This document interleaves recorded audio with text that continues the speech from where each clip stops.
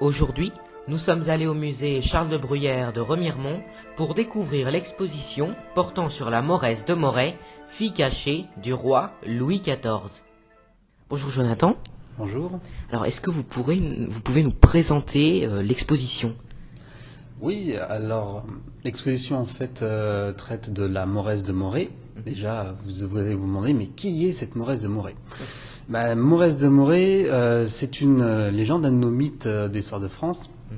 Et cette fille avait la particularité d'être métisse et d'être une religieuse au couvent de Moret-sur-Loing. Voilà ce qu'on peut dire, on va dire, concrètement sur cette personne.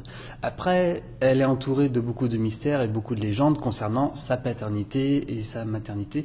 Donc, plusieurs théories. Et cette exposition tente à expliquer quelle est en réalité la fille de Louis XIV, en se basant sur les travaux d'un chercheur qui s'appelle Serge Harold.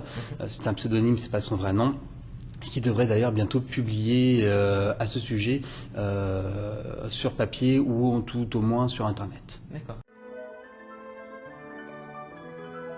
Pour la première fois depuis le début du XVIIIe siècle, les 3 portraits de la Mauresse sont réunis dans une seule salle, ici au musée de Remiremont.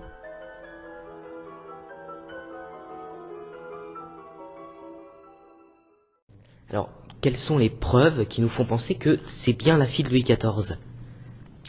Alors, déjà avant de parler de preuves, je préférerais parler de faisceaux d'indices. On n'a pas de preuves formelles, on n'aura jamais. Mais les faisceaux d'indices que je vais vous présenter sont quand même très convaincants. On va commencer par celui-là. Associé au portrait conservé à la bibliothèque Sainte-Geneviève, on a une enveloppe sur laquelle c'est marqué papier concernant la Mauresque, fille de Louis XIV. C'est marqué vraiment noir sur blanc. Voilà. Alors là, il y en a qui vont dire oui, mais c'est peut-être, on va dire, un fabriqué à la Révolution française pour discréditer la monarchie, surtout que Louis XIV est écrit en chiffres arabes, ce qui n'est pas très commun.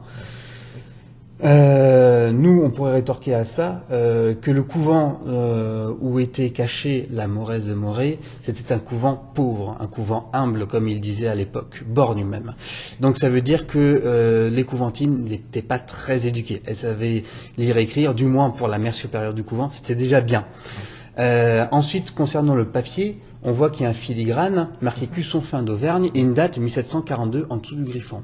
Si on reprend une autre correspondance de cette mère supérieure du couvent, on voit qu'il y a même filigrane, Cusson fin d'Auvergne, donc c'est même papier, même fabricant et même date 1740. Ça se voit peut-être pas très bien ici, mais ça y est. Si vous voulez bien voir, il faudra venir voir l'exposition pour voir ça de plus près. Et au niveau de l'écriture, c'est la même écriture entre celle de l'enveloppe et celle du papier. Alors on peut être certain que c'est la mère supérieure qui a écrit cette mention papier concernant la Mauresse, fille de Louis XIV. Mais alors où sont les papiers ? Ils ont disparu. Peut-être à la Révolution, peut-être avant, pour cacher, on va dire, la vérité.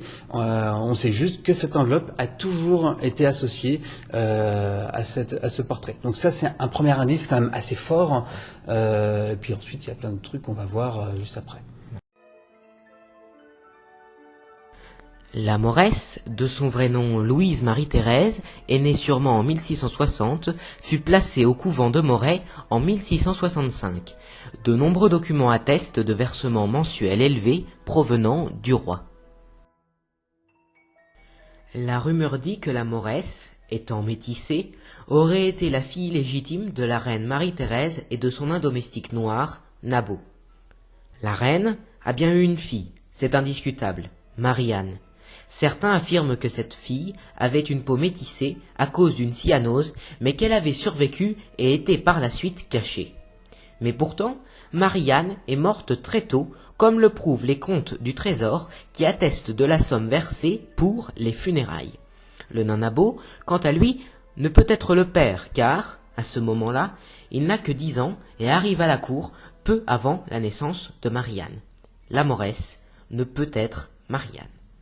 Pour en savoir plus, rendez-vous au musée Charles de Bruyère à Remiremont.